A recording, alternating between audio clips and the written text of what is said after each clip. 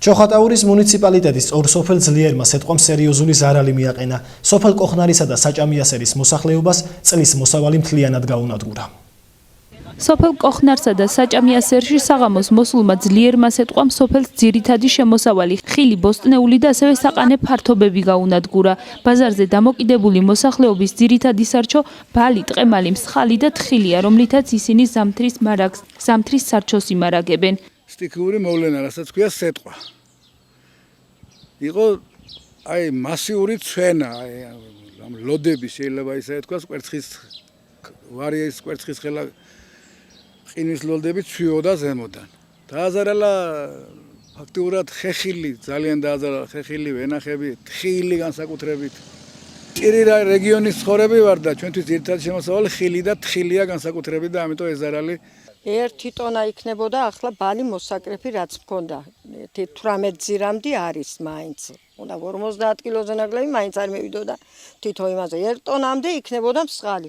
დანარჩენი იმისა ნამყენი ტყემლები გვაქვს 1 ტონა, აგერ ლარად მეშოკებით მიქონდნენ აი მწვანე ტყემალი.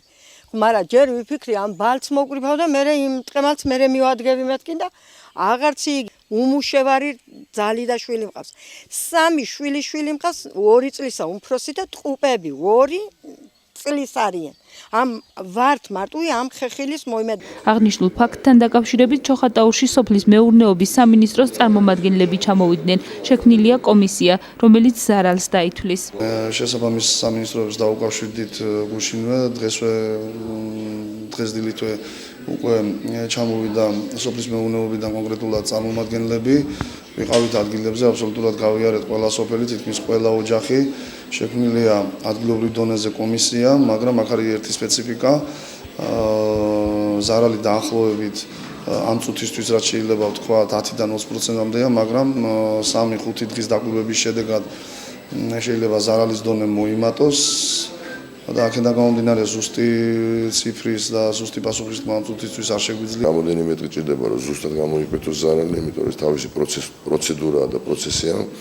მემცენარეობაში შესაბამისად თქვა ესე ჩამოყალიბდით, შევჯერდით ადგილობრივ გამგეობის მიერ, მე როგორც საქმის ხუშევა შეიქმნება შესაბამისი კომისია ამ ზარალის დამტვრელი, სადაც სპეციალურად ჩვენი სამსახურის წარმომადგენლების მიიღებენ მონაწილეობას და თითოეული სოფლის მიხედვით, სადაც მოხდა ეს ზარალი, თითოეულ მოსახლის მიხედვით აღიწერება ეს ზარალი, რომელიც შესაბამისად თქვა გადმოიგზავნება ჩვენს მივიღეთ ინფორმაციას და შემდეგ თუ იმასთან დაკავშირებით შემდგომ მოგახსენებთ თქვა ქმედებები რა შეიძლება იყოს განხორციელებული.